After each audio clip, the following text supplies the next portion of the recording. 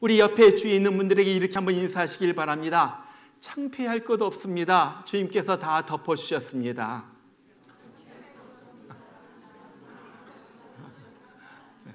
예, 그래요. 창피할 것 없습니다.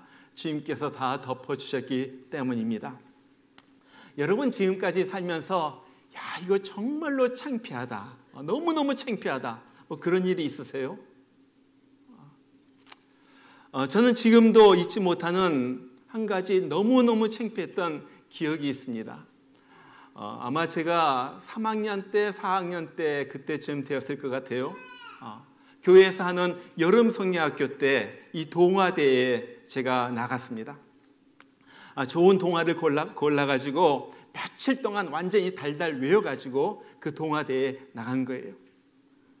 드디어 제 차례가 되어가지고 무대에 딱 섰는데 거기에 많은 아이들 또 학부형들이 앉아 있었는데 갑자기 완전히 새까매지면서 하나도 기억이 안 나는 거예요. 그렇게 외웠는데 하나가 기억이 안 나요. 그래가지고 이렇게 한참을 이렇게 서 있는데 심사위원이 땡 해요. 그래서 그냥 나갔습니다. 너무너무 창피해요. 너무너무 수치스러워요. 저는 그때서부터 완전히 달라졌어요.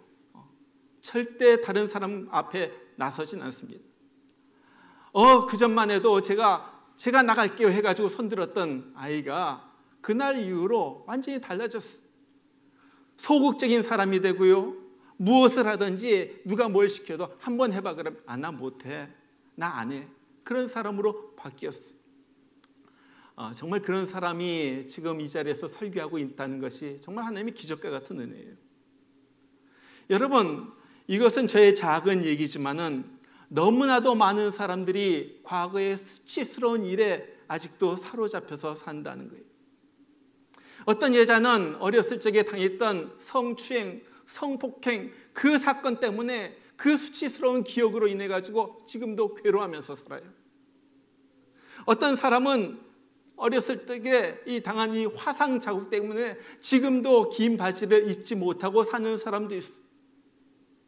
어떤 사람은 옛날에 자랐을 때 내가 살던 그 가정이 너무나도 부끄러운 거예요. 아버지와 엄마가 맨날 싸우고 술 먹고 행패 부리고 내가 그런 가정에서 자라났다는 것이 너무나도 수치스러워가지고 아무에게도 말하지 못하고 그냥 자기 마음속에 그 기억을 안고 사는 사람도 있어요. 여러분, 물론 건강한 수치심도 있습니다. 여러분, 수치심이 없다면요, 이거 큰일 나요. 우리가 거리를 갖다 벌거벗고 다닐지도 몰라요. 창피하지 않으니까. 공중 도덕이 지켜지지 않고 모두가 뻔뻔하게 그렇게 다닐 거예요. 요즘 사람은요, 너무나도 수치심이 점점 더 없어져가지고 뻔뻔스럽게 사람을 죽여놓고도 내가 더 못 죽여서 한이다, 그런 사람도 있어요. 그렇지만 대부분의 사람들은 경찰에 잡혀가지고 기자들 앞에 서게 되면 다들 얼굴을 갖다 못 들고 푹 숙이고 무언가로 가리고 그렇게 서게 됩니다. 여러분, 양심이 있기 때문에 수치심도 있는 거예요. 이것은 아주 건강한 좋은 수치심입니다. 그런데 오늘 말하고 있는 것은 두고두고 나를 괴롭히는, 그것이 생각이 나서 내 인생의 앞길을 가로막는 그런 해로운 수치심도 있다는 거예요. 사무엘 하서를 보면요, 다윗의 딸이었던 이 다말이 어느 날 이복 오빠인 이 암논에게 성폭행을 당합니다. 기가 막힌 일이잖아요. 오빠가 자기에게 덤벼드니까 다말이 그래요. 내가 이런 일을 당하면 이 수치를 가지고 내가 한평생 어떻게 살겠습니까? 그러면서 밀쳐내는데도 이 암논이 힘이 세니까 그 다말을 덮쳐가지고 결국 자기의 욕구를 채우고야 말아요. 그날 이후로 다말은 살았으나 죽은 것 같은 그러한 삶을 살죠. 거기 보면 그래요. 다말이 그의 오라버니 압살롬의 집에 있어 처량하게 지냈. 그 전까지는 밝고 명랑했던 소녀가 그 일을, 그 아픔, 그 수치스러운 일을 갖다 당한 다음에 처량하게 그냥 고개를 푹 숙이고 그렇게 지내는 거예요. 사랑하는 동생이 암논에게 당해가지고 평생 힘없이 그렇게 처량하게 지내는 것을 본 이 오빠 압살롬은 이를 갑니다. 내가 때가 되면 그놈 내가 가만 안 놔두겠다. 그래가지고 나중에 암논을 갖다 유인한 다음에 그를 갖다가 죽여버려요. 비극이에요, 비극. 하나의 한 여인의 수치가 이런 살인 사건까지 일어나게 만든 거예요. 여러분, 이것은 극단적인 예이지만은 수치스러운 일 때문에 너무나도 많은 사람들이 평생 고생하면서 지냅니다. 과거에 내가 있었던 그 일 때문에 그것이 부끄러워가지고 평생 어둡게 지내요. 명랑하게 지내던 사람이 웃음을 잃어버려요. 보통 때는 잘 지낸 것 같은데 무슨 일만 있으면 그것이 트리거가 돼가지고 그 기억이 떠올라가지고 갑자기 고개를 숙이게 되는 거예요.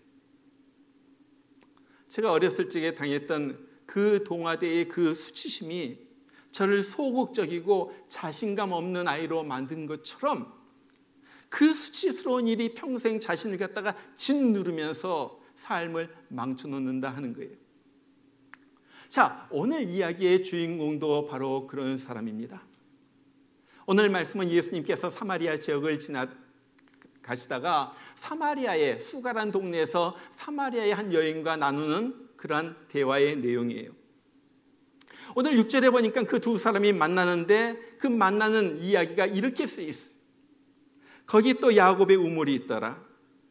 예수께서 길 가시다가 피곤하여 우물 곁에 그대로 앉으시니 때가 제 6시쯤 되었더라. 사마리아 여자 한 사람이 물을 기르러 왔음에 예수께서 물을 좀 달라 하시니. 여러분, 여기 보면요, 한 가지 이상한 것 한 가지가 나와요. 그것은 이 여자가 6시에 물을 기르러 왔다는 거예요. 여러분, 이 6시는요, 이 성경에 나오는 시간은요, 거기에다 6을 더하면 요즘 시간이에요. 그러니까 6시면 지금 몇 시입니까? 그렇죠, 12시예요. 예수님께서 9시에 숨을 거두셨다 그래요. 그러면 지금 시간으로 몇 시예요? 몇 시? 9 더하기 6은 오후 3시. 오후 3시에 예수님께서 숨을 거두신 거예요. 지금 6시에 나왔다는 것은 12시 정오에 이 사람이 물을 기르러 나왔다는 거예요. 여러분, 중동 지역에서는요, 특별히 이스라엘이나 그 더운 지방에서는요, 낮에는 사람들이 일을 하지 않아요. 그리고 너무너무 더우니까 어디로 돌아다니지도 않고 그냥 낮잠을 자든지 그렇게 지내는 바로 그때예요. 근데 이 여자가 그 더운 한낮 12시에 물을 기르러 왔다는 거예요. 왜 그랬을까요? 이 여자는요, 지금 다른 사람과 마주치기를 싫어하는 거예요. 그래서 다른 사람이 일을 하지 않는 그 시간에, 아무도 나오지 않는 그 시간에 물을 기르러 그 우물가로 나오는 거예요. 다른 사람의 눈을 피해가지고. 여러분, 그러면요, 이 여자가 왜 다른 사람을 안 마주치려고 그렇게 했을까요? 예수님께서 이 여자와 대화를 나누시던 가운데 예수님께서 너무나도 핵심적인 질문 한 가지를 하시죠. 말씀을 하시는 거예요. 네 남편을 불러와라. 네 남편을 불러와라. 그러니까 여자가 그래요. 나는 남편이 없습니다. 그러니까 예수님께서 그렇게 또 대답을 하시죠. 내가 남편이 없다는 말이 옳도다. 너에겐 남편 5이 있었고 지금 있는 자도 내 남편이 아니니 네 말이 참되도다. 내가 거짓으로 말하지 않았다. 진짜로 말했다.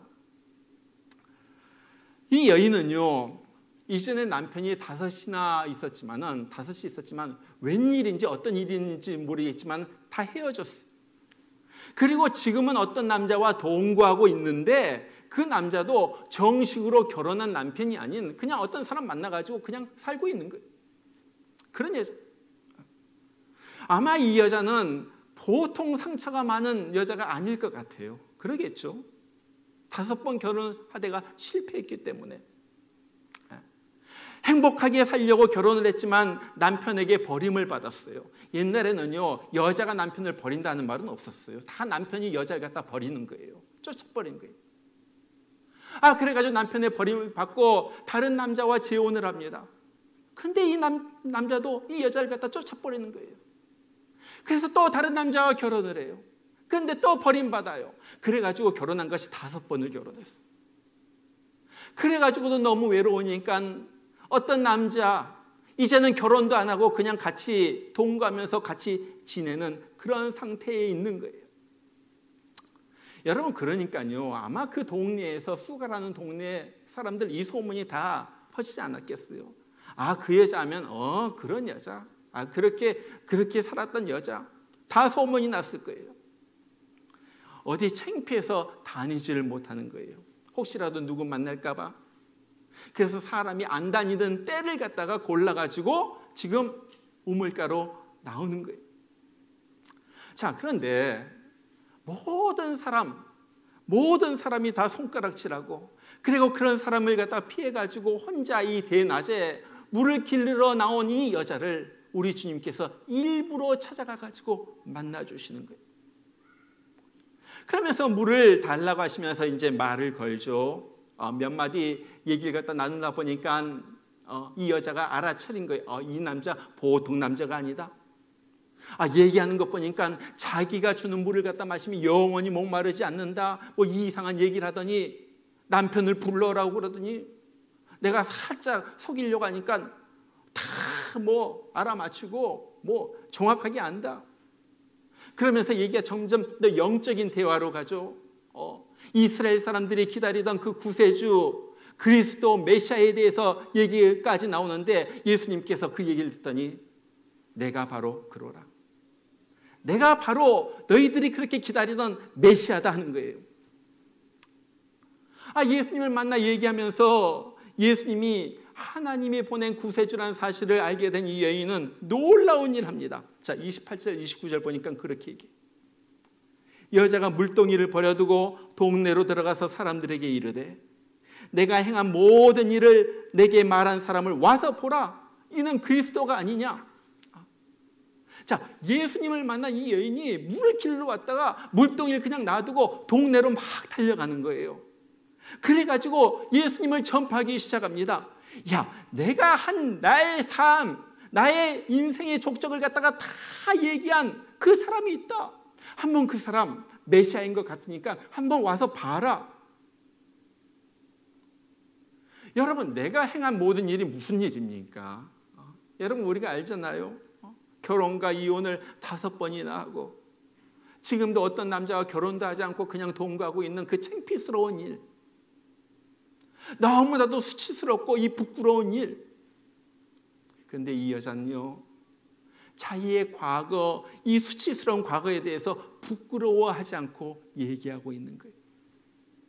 여러분, 이 여자가 누구였어요? 얼마 전까지만 해도 너무나도 창피해가지고 몰래 대낮에 물을 길러 온 바로 그 여인이었잖아요.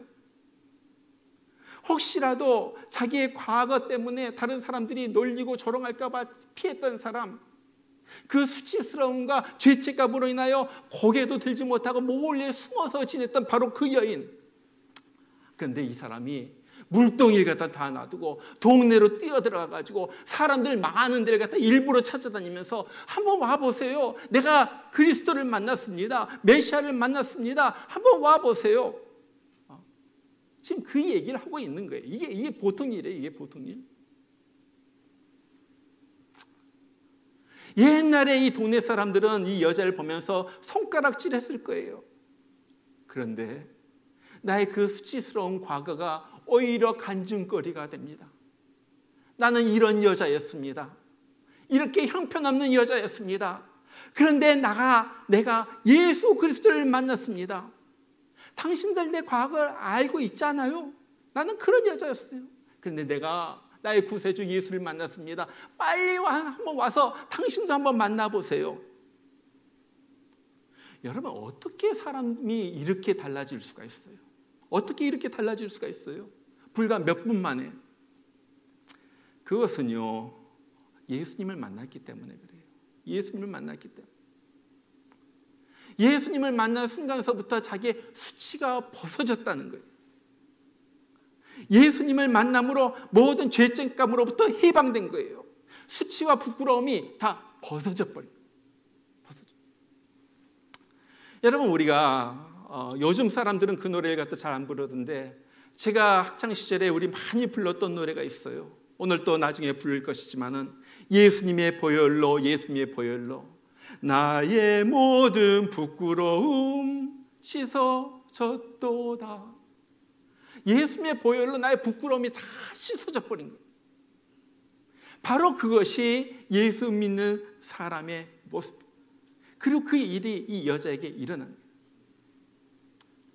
자, 그러면은 왜 우리가 예수를 믿으면은 모든 부끄러움, 수치심으로부터 자유함을 얻게 됩니까? 그 답은요, 예수님께서 나의 모든 조롱과 수치와 멸시를 대신 받으셨기 때문에 그런 거예요. 여러분, 부끄러움, 이 수치는요, 이 죄의 결과입니다. 죄의 결과. 아담과 하와가 하나님이 먹지 말라고 한 선악과를 따먹잖아요. 그 순간 그들에게 두 가지가 생겼어요. 하나는 부끄러움, 수치였고요. 하나는 두려움이었어요. 내 자신에 대하여 수치스러운 거예요. 그리고 하나님에 대하여 두려움이 생기는 거예요. 이 사람들은요, 옛날에 죄를 짓기 전에는 다 벌거벗고 다녀도 부끄러운 줄을 몰랐어요.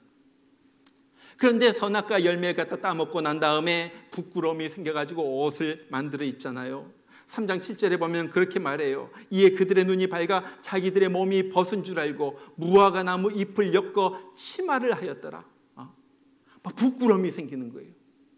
그런 다음에 두려움이 생겨가지고 몰래 동산 숲을 속으로 들어가가지고 하나님을 피해가지고 숨어 있는 거예요. 여러분, 아담의 후손인 우리도 마찬가지입니다. 우리도요, 무슨 죄를 지으면요, 본능적으로 부끄러워가지고 숨으려고 해요. 부끄러운 과거를 갖다 숨기려고 하죠. 창피한 것들을 숨기려고 하죠. 어떻게 숨깁니까? 내가 공부를 많이 하고, 내가 돈을 많이 벌고, 내가 좋은 차를 몰고 다니고, 내가 회사를 운영하고, 내가 좋게 입고 다니면서 난 아무것도 없는 것처럼 그렇게 숨기려고 해요. 그런데 보면요, 사람은 숨길 수가 있어도요, 하나님은 숨기지 못하고 내 양심은 숨기지 못하는 거예요. 그래서요, 내 속엔 수치심이 자리 잡고 있어.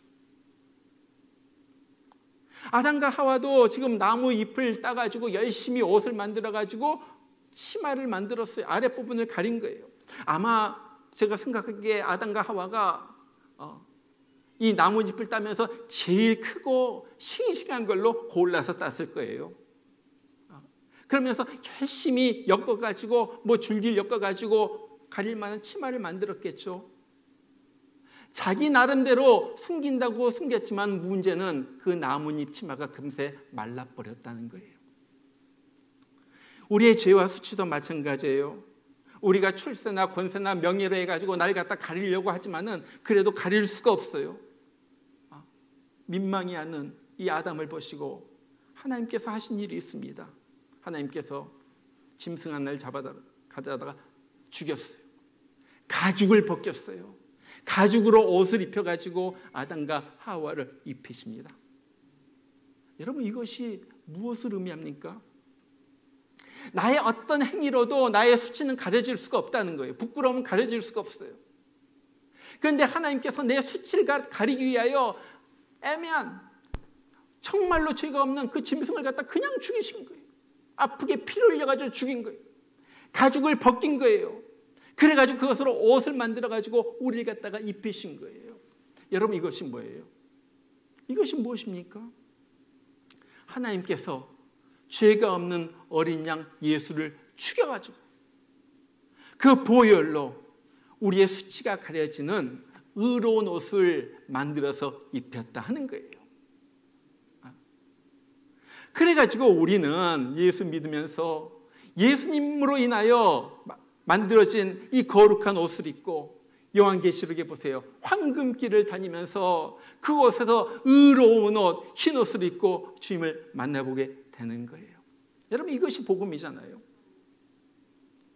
예수님은요, 십자가에서 우리가 당해야 할 조롱과 수치를 다 당하셨어요. 한번 보세요. 로마 병정들이 예수님의 옷을 갖다 다 벗깁니다. 누가 여러분들 갖다가 데려다가 여러분 옷을 갖다 다 벗긴다고 생각해 보세요. 얼마나 수치스러워요. 그런 다음에 자색 옷을 입혔어요. 그러면서 유대인의 왕이여 평안할지어다 하면서 갈대로 머리를 갖다 톡톡 건드리는 거예요. 차라리 몽둥이로 때리면요 괜찮아요. 그런데 놀리면서 헤이 네가 왕이냐? 네가 왕이냐? 얼마나 모욕적이에요. 예수님의 얼굴에 침을 뱉습니다. 그러면서 조롱하는 거예요. 너무너무 기가 막혀요. 여러분들 당했다고 한번 생각해 보세요. 여러분의 얼굴에 여러분 누가 침을 한번 뱉어보세요. 여러분 가만히 있을 것 같아요. 그리고 예수님을 갈보리 언덕으로 끌고 갑니다. 준비해둔 십자가에 못을 박습니다. 그리고 나서 십자가를 세워가지고 사람들 앞에 전시하는 거예요. 물건을 전시하듯이 그렇게 전시하는 거예요. 우리가 그림을 보거나 영화를 보면요, 예수님이 매달린 십자가에 예수님께서 이 아랫부분은 그냥 흰 천이나 이런 것으로 팬티 같은 것처럼 이렇게 가려놨죠. 그러나 옛날에 사형수들은요 그런 것이 없었대요. 다 벗겨진 거예요. 완전히 네이키드, 완전히 나체로 십자가에 사람들 앞에 전시당하고 있는 거예요. 얼마나 창피해요. 얼마나 창피해요. 수치스럽고 모욕적이고 절망적이고. 예수님 앞을 지나가던 사람들이 다 한마디씩 합니다. 너 성전을 사흘 만에 짓는다고 했지? 야, 너나 구원해가지고 너 십자가에서 내려와라. 자기가 남은 구원하고 한다지만 너 자신은 구원할 수가 없구나. 이거는요 성경에 쓰여진 좋게 말한 말이지만요 아마 사람들이 이렇게 말했을 것 같아. 야, 너 웃긴다. 네가 메시아라고. 이 사기꾼, 이 거짓말쟁이, 이 나쁜 놈아. 침을 뱉고 갔을지도 몰라요. 이런 흉악범 같은 일을 다들 욕하면서, 여러분 한번 생각해 보세요. 여러분이, 이 십자가는 여러분이 매달려 있어야 할 십자가예요. 여러분이 당해야 할 수치예요. 여러분이 십자가에서 완전히 벌거벗겨져 가지고 사람들 앞에서 조롱을 당하고 욕을 당하고 그래야 할 십자가예요. 그것이 십자가예요. 내가 거기서 완전히 옷벗김을 당해가지고 그러고 있어야지 되는데 나 대신에 예수님께서 죽으셨다는 거예요. 여러분, 예수님은요 그렇게 남이 자기를 갖다 조롱하고 수치스러운 일을 할 때 당장 천사를 갖다 보내가지고 그것들 다 죽여버리고 정말 십자가에서 내려올 수도 있었어요.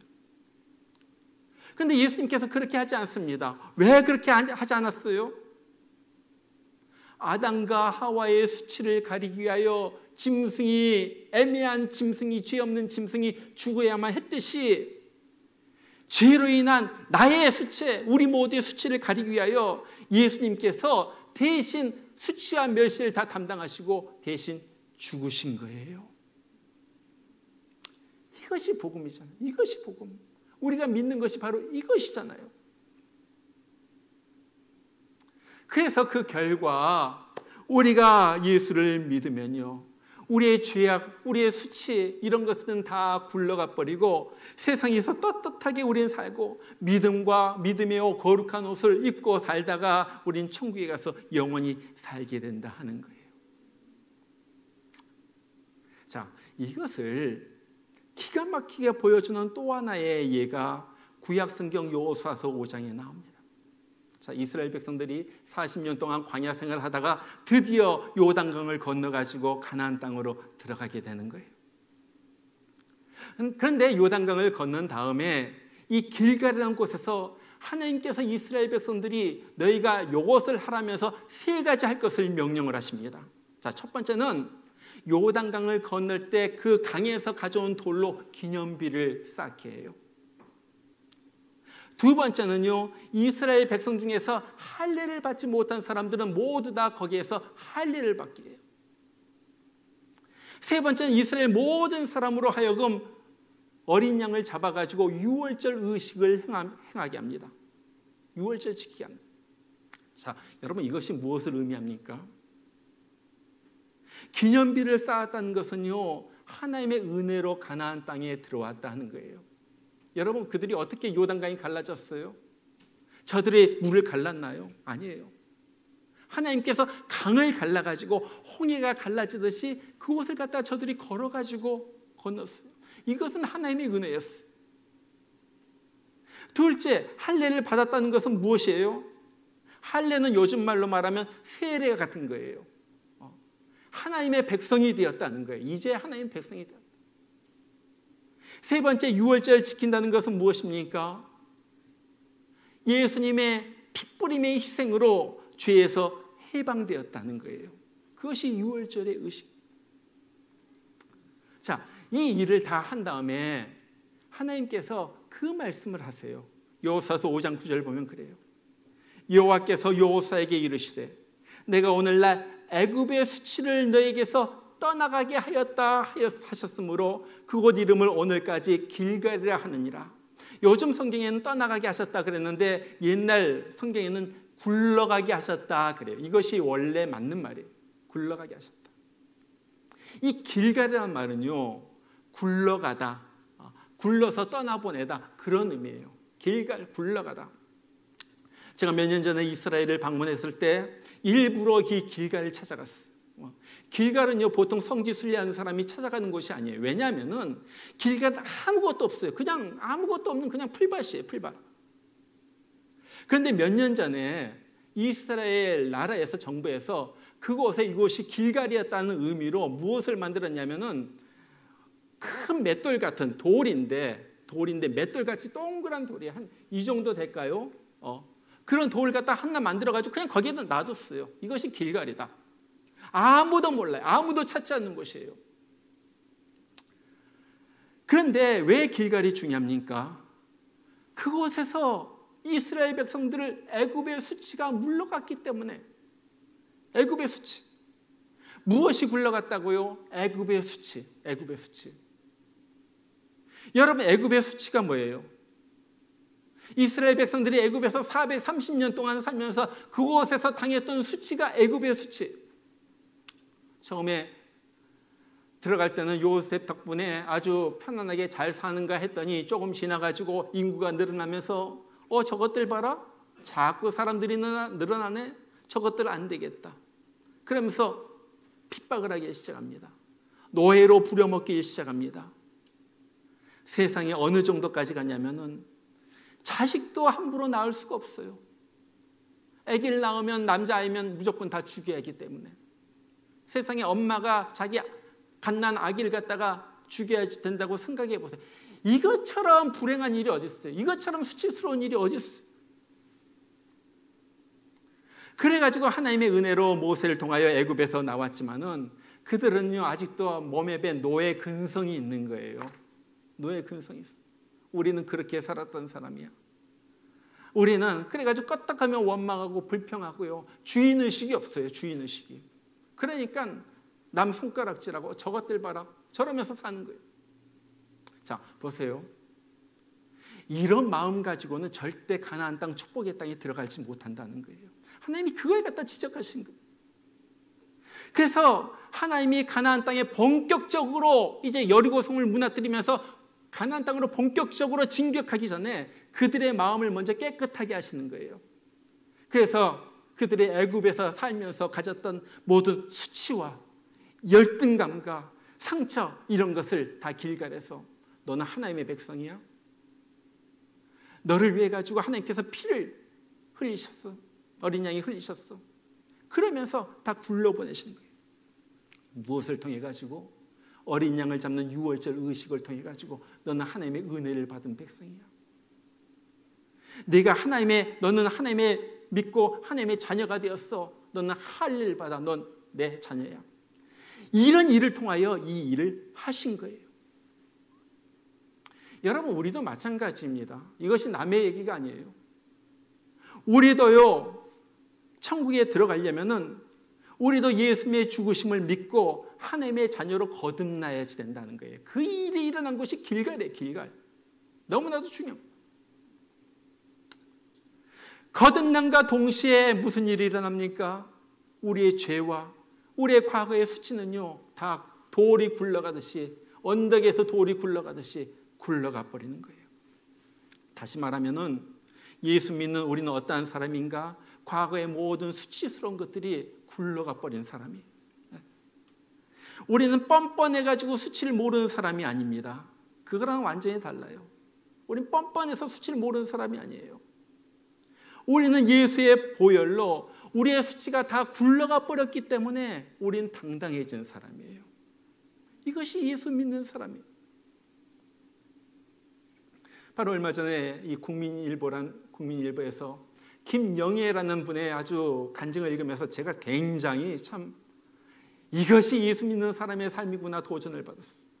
이 김영애라는 사람은요, 키가 138cm, 키가 한 요 정도 될까요? 요 정도밖에, 어른인데 그거밖에 안 되는 거예요. 태어날 때부터 쉽게 말해가지고 요즘으로 외소증 장애인 그러는데 쉽게 말하면 난쟁이에요. 난쟁이로 태어났어요. 자꾸 걷지도 못하고 이렇게 걸으니까요, 사람들이, 친구들이 놀리죠. 이 병신이라고. 이것이 물론 나쁜 말이지만은 글에 그대로 써 있는 말이에요. 병신이라고 놀릴 때마다 자기는 아빠에 대한 막 원망이 나는 거예요. 아빠가 그랬거든요. 아빠가. 이게 유전이에요. 유전. 아빠가 왜 나를 낳아가지고 날 이렇게 모습으로 날 태어나게 했냐고. 아빠에 대한 막 원망이 생기는 거예요. 그러면서 자기는요, 휠체어 탄 사람만 보면 그렇게 부러웠대요. 왜? 휠체어 사면요, 위만 보이고 아래는 안 보이니까. 차라리 그랬으면 좋겠다. 너무너무 창피하면서 사람들이 놀리면서 점점 더 대인기피증이 생깁니다. 그래가지고 사람들 많이 있는 곳엔 가지도 않아요. 꼭 오늘 사마리아 여행 같아요. 그래가지고 혼자서 그렇게 지내는 거예요. 그러다가 후배의 전도로 처음으로 교회를 나가죠. 그리고 그 교회에서 예수님을 만나요. 예수님을 만나면서 자기가 두 가지 깨달음을 얻게 되었다 합니다. 첫 번째는요, 하나님이 나를 만드셨는데 내가 내 몸에 대하여 수치심과 열등감을 가지고 산 것이 바로 내 몸이 내 것이다. 그렇게 생각했기 때문에 내가 내 몸에 대해서 수치심을 가지고 있다. 내 몸이 내 것이다 생각하니까 내가 창피한 거예요. 이 몸이. 두 번째는요, 창세기에 하나님께서 사람을 지으시고 심히 좋았더라 말씀하셨는데 하나님께서 나를 지으시고도 하나님께서 심히 좋았더라 그렇게 말씀하셨겠구나. 나를 만드시고도. 그러면서 자기는요, 처음으로 자기 자신에 대해서 진짜 감사가 나왔대요. 감사가. 기가 막혀요. 그런 다음에 변하는 거예요. 그전까지는 절대 가지 못했던 공중 목욕탕이 처음으로 갑니다. 그리고 수영장에 갑니다. 여름에 드디어 반바지를 입고 다니기 시작해요. 자존감의 회복이죠. 그러면서 나는 하나님의 영광을 위해서 사는 사명자야. 나는 보통 사람이 아니라 하나님의 영광을 위해서 사는 사명자야. 그런 생각이 들면서 자기의 친한 직장 동료들에게 예수 복음을 전하기 시작해요. 그러면서 그 직장에서 신우회가 만들어졌어요. 모여가지고 같이 기도하고 모여가지고 같이 예배를 드립니다. 그러면서 한 가지 소망이 생겼는데 나는 많은 사람들이 모인 가운데서 난 예수님을 한번 자랑하고 싶다. 나를 변화시킨 예수님을 자랑하고 싶다. 그런데 정말로 놀라운 일이 일어난 거예요. 회사에서 연말 이벤트로 전국의 사원들을 대상으로 이 우수 사원을 갖다가 뽑는데 이 사원들이 전부 투표해가지고 뽑는 거예요. 그런데 이 전국의 수많은 사원 중에서 이 여자가 베스트 스마일 상으로 뽑힌 거예요. 베스트 스마일. 얼마나 얼굴이 밝고 웃으면서 사는지 그 수많은 사람들이 베스트 스마일 상.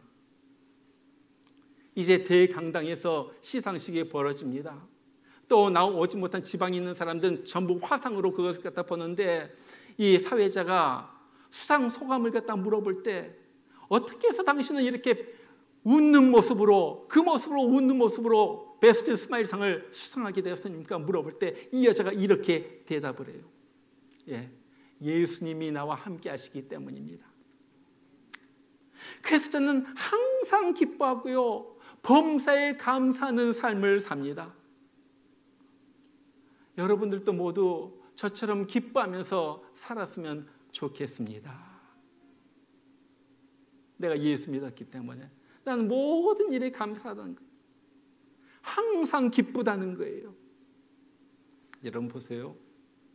오늘 이 사마리아 여인, 키가 138cm밖에 안 되는 이 김영애 씨. 옛날에 숨어서 살던 사람이에요. 대인기피증을 가지고 피해서 살던 사람이에요. 그런데 이 사람이 어떻게 해가지고 사람들 앞에 나가가지고 나보세요, 내가 이렇게 변했습니다, 당신도 예수님 한번 만나보세요, 어떻게 전도하는 사람으로 바뀌었어요? 그것은 그가 진정으로 예수님을 만났기 때문에 그래요. 정말로 예수님을 만난 사람은 이런 변화가 있다는 거예요.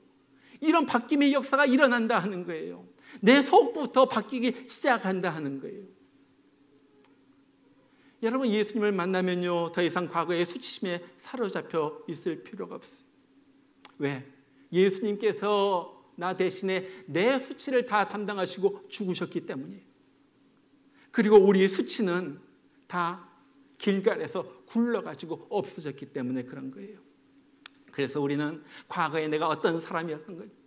내 아버지가 어떤 사람이었고, 내 어머니가 어떤 사람이었고, 내 가정 환경에 어떤 수치스러운 일이 있었던지, 내가 어떤 부끄러운 과거의 역사를 가지고 있었던지 상관하지 않아요. 이제 예수님 때문에 당당하게 예수님을 전하면서 살게 되었다 하는 것입니다. 이 일에 대하여 이사야 선지자는, 하나님은 이사야 선지자를 통하여 그렇게 말씀하시는 거예요. 이사야서 25장 8절, 주 여호와께서 모든 얼굴에서 눈물을 씻기시며 자기 백성의 수치를 온 천하에서 제하시리라. 온 천하에서 자기 백성의 수치를 제거하신다. 누굴 통하여? 예수 그리스도를 통하여. 바로 이 말씀대로 예수님 오시기 700년 전에 이루었던 이 예언이 예수님을 통하여 오늘 이루어진 거예요. 이미 이루어진 거예요. 그래서 우리의 수치스러운 과거는 이미 없어졌고, 이제는 밝은 신나는 당당한 앞날만 우리 앞에 있게 되는 거예요. 여러분, 정말로 이 시간에 우리도 씻겨져야지 돼요. 겉으로는 몰라요. 겉으로는 안 그런 척 하지만요, 속으로는 창피하고 부끄러운 과거가 있어요.